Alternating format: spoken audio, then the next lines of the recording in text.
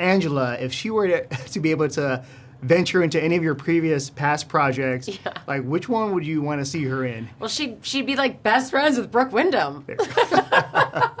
Angela and Brooke, peas in a pod. Mrs. Wyndham, you're free to go.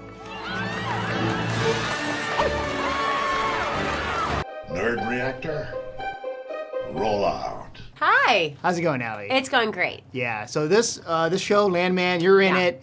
You are, like, I think a force of nature. Anywhere you go, like, I'm taking over. This is it. We're changing things around. Love it. Yeah. She's very dynamic. She's very forceful. Yeah. She does what she wants. Yeah, she's a bit of a Hellcat. Do you feel like you have, like, certain characteristics like that, like in terms of just being able to control the room? I am a very intuitive person, and I'm quick to pivot. Mm-hmm. So I move very fast through life, and so does she. So that's something that I definitely related to. I also feel things very deeply. I'm a very sensitive person, and so Angela's not sensitive, but she's incredibly emotional. So I was able to kind of tap in that way. But, you know, she goes like this in scenes.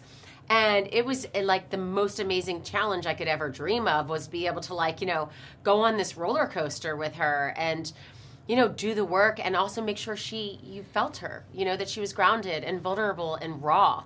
Because when she is so over the top and so wild and like dominating a scene and winning the pool tables and, like, you know, having the guys and playing the games, you have to see the other side of it. And that is what's brilliant in Taylor's writing, is that not only does he write that side, he writes you in the darkness of the night, when you're in bed, when you have your fears and your anxieties. And yeah. Oh yeah, that's what I love about the your character in it. Like at first, like, oh, she's gonna just make life a living hell for Billy Bob, and then we get to see more just layers being peeled off. And so what was that like, just seeing that, like, just trying to, like, just diving deep into that? It was amazing. So, you know, again, it all starts on the page, and Taylor is a brilliant writer. He just is. And so you read one thing, and with me and Billy figuring out, like, what we wanted to do with these characters and knowing that it's a television show, you know, it can get old if you're just kind of fighting with each other or whatever that is. And so it's just like we dug deep into the page and figured out, like, who we are and how we wanted to portray this relationship between these two people. And it's kind of like an odd couple love story. And it's like very much oil and water. You know, she's his shot of espresso. She kind of keeps him going. But they also love each other for who they are. And that's something that I think is very unique on TV. Do you think, like, Angela, if she were to be able to venture into any of your past projects, like which one would you want to see her in? Well, she'd be like best friends with Brooke Wyndham. Angela and Brooke, peas in a pod. Mrs. Wyndham, you're free to go. Yeah, the dynamic between you and Billy Bob with Tommy Norris. He's just kind of like, oh yeah, he's just going with the flow, and I love that, where it's just he accepts his fate. And he's like constantly beaten down. You know, the poor guy cannot have something good happen to him, but he just keeps on going. And as the series evolves and you really understand, you know, the reality of the busts, and that's something that totally weighed in and influenced our characters. You know, we've been through so much together, and that is what the heart of the show is the world of oil. And when you're in a boom, nothing's better and you're on top of it. But when you're in a bust, it's really hard. And this show is about the gamblers and all of us. Oh, yeah. And I think with this show, now I want to just listen to the podcast now. Oh, it's so good. Oh, you have to listen to it. I mean, you'll see the patch. Yeah. And did you, with the podcast, like research-wise, what did you do with the research before the show? A ton. So, well, I listened to it. Christian Wallace is a genius, and I think the way that he was able to tell that story, and you know, he also had like such a direct connection to it with his family in the Permian Basin, and the way it unfolded, and he told the story and all those characters was, I thought, really fascinating. And then you have Taylor come in and take all this, you know, the characters that, and like really put them into a story and bring that together, which I thought was incredible. It was a very specific accent. This wasn't just like Texas. It was like West Texas. It was Midland. It was like we were in it. And so I worked on that like twice a week. I mean, nothing was a layup on this. We all worked really, really hard to make it as specific as possible and to take you into this world. Yeah, so Landman, oil rigs, you three are in it, but like different parts, working in it, like hands-on, helping out, and just making sure law enforcement. Yeah, no one's dying. But yeah. So what is it like just digging deep into this, finding out more about the dangers of the oil rigs? Intriguing. Yeah. There's a lot of stuff that I've never had an idea or a clue about until we get there. It's a totally different way of life, and it's people stand behind it. These people are very prideful of what they do, and if it wasn't for them, we wouldn't. This country and world probably would not run the way that it does. We wouldn't have cars or phones. My impression, I think, for most people, is very much on the periphery. And this show, we get an insider's fly on the wall look. You get into the patch. You're on there, on the patch with the Roughnecks, with us out there pulling the stuff out of the ground. You're on the derrick with the derrick can. You're with the boss pulling the levers. So that was really exciting to get an insider's look personally into how this is done. Yeah. And so when I'm watching the show, I'm thinking, like, what would it be like if I were to try that? Would I want to risk my life? And then, because you guys are on set, like, did you guys have that feeling of like, oh, this is heavy? Very much. Yeah. Yeah, Very much. It hits you in the face when Absolutely. You pull up. When you see, oh my goodness, when you see the rigs and you see what's taking place, it's unfathomable to talk about. You have to see it to understand the real dangers and all the moving parts that it takes to make this thing work. Like it's not something you want your kids playing on. It's a piece of equipment that we use to work, and it's very, very dangerous if you don't know what you're doing. There's a scene that I was just going to say, you want to talk about the dangers of just being the actors portraying these characters. These guys are doing the work. A lot of the work you see them doing, they're doing it, and it's not unsafe, but I would say it's got a certain risk factor to it, and the adrenaline has to be huge for you guys when you're doing that. Huge. But when all I had to do was pull up on an explosion one day and roll out of the truck, and it singed my eyebrows. Wow. Maybe I got a little too close, but you think about the heat when something goes wrong. And some of those scenes are incredibly well he captured it so well. They're all very, very safe, but the choreography behind them, the design, there's so much thought put into it. First, from the script, from what Taylor's written, to the execution of that via our directors, technical advisors, producers, crew. There's no CGI. There's no doubles really. Really? I mean, we were up there doing the work. Well, these guys mostly. I'm the pusher. I just kind of stand back and yell at them and tell them what to do. But no, you're going to see the blood, sweat, and tears that it takes for these folks to do this line of work via our actors. Yeah, and Jacob, I know there was a scene that involves like being hoisted up.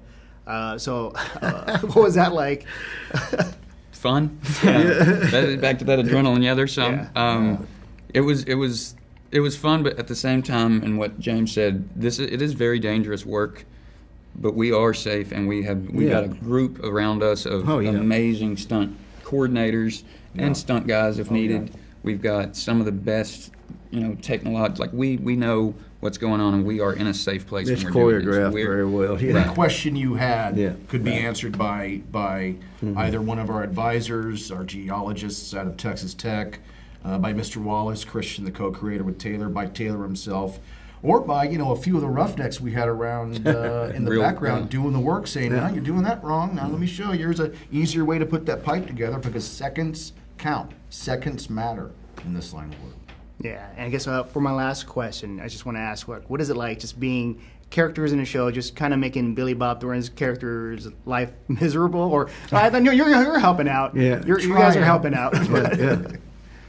Look, we said earlier, Jacob and Mark's known Billy Bob for a long time, and I've been a fan of his for a long time, Jake too. But he really disarms you, and he's so funny, and he's such the sweetest man and such a pro that after you get over those nerves of meeting a legend like that, you get right to work, and he inspires you to want to do your best every single day on set. And so I had a blast. I couldn't wait to go to work with these guys every day. I don't think I can explain that any better. Me either. That was beautiful. I'll say amen to that. Yeah, so both of you are in this show on the other opposite ends of just with the Norris family, and I feel like in the future something's going to happen. I think that involves both of you, but we won't talk about that yet. But yeah, so what was it like just being in this show, just dealing with the just the whole oil rig thing and how it affects like everyone around it? Mm-hmm. Yeah, go ahead. Oh, it was incredible to be there. I learned a bit about it before we started filming through the podcast. Mm-hmm. That was very helpful, and you know, researching whatever I could. But being there in the actual place that this story is set, it was fascinating and just such an awesome experience. Yeah, just absorbing everything and just observing also the people and just digging in and watching it come to life is beautiful, breathtaking too. Yeah. I think Paulina, your character, I feel like just helps bring in this just the groundness of it, like just how these characters are affected. Like just say if something bad happens and then your character has to deal with like the repercussions. And so what was that like just trying to just like dig deep into that? Oh my goodness, it was very interesting. I luckily was living with this role for a really long time before we shot it. And so I got to explore and navigate and also have the amazing conversations with Taylor Sheridan. And he was always a phone call away if I had any questions. But yeah, it's a generational thing that people work in the oil rigs. And so getting to learn a little bit about it and how dangerous it is just, it's very eye-opening, and it was interesting to just put yourself in that situation. And Kayla, your character, I'm watching like the one scene where you're like just facing these guys in the not the boardroom, but the table with the lawyers and all that, and you're just going in there, you're drilling them like this is how we're gonna do things. Like you kick ass. And I don't know, when you read the script, like when you're reading the lines, you're like, oh yeah, I love this. When I first read it, all I saw was the size and the length of the monologue going, how am I going to do this?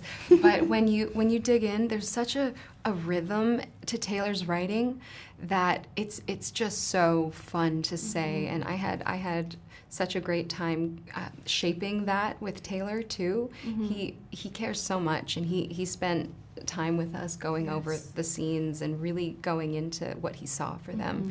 That scene was a lot of fun to film. And then with me, you know, Nerd Reactor, we love all the nerdy stuff, superhero stuff. So there was a reference to like superheroes, Marvel, especially with your character, the last name. I don't know if that's a spoiler. Your last name, is it a spoiler or? No. The last name used to be Savage. Yeah. Or in early drafts. I don't believe it's a spoiler. Because there's a mention your last name is Falcon. Kind of like that. Yeah. I'll leave it. It's similar to that word. Yeah. But then because that one, it was a reference to like Marvel. Like you made a joke, or someone made a joke. Allie made a joke that it's Marvel, and then you're like, no, it's not. It's Falcone. Yes, yeah. I see what you're saying. Yes. Yeah. Well, she had to have a strong last name, so yeah, maybe it was. Yeah. So I don't know, when you read that, like with the references, did that excite you, or are you like just caught up with the whole Marvel stuff, or? I gotta be honest, I didn't get it at first. I had to do some research to understand that joke. But yeah, it helped build her last name. It's a whole package. She's a force, so it only helps. With her character. And what I love about the show is that because both of your characters different, like dealing with just the behind the scenes and dealing with just the people from the top to bottom. How did it help you just like appreciate just like what's happening like out there? Oh my goodness, I don't even know how to answer the question really. It's again very eye-opening, and I think people are gonna learn a little bit more about it and hopefully become more intrigued about the oil industry and maybe listen to the podcast to learn more about it. Yeah, there's definitely a new appreciation for these people that are risking their lives daily to create this. So many people. Yeah. It takes a village.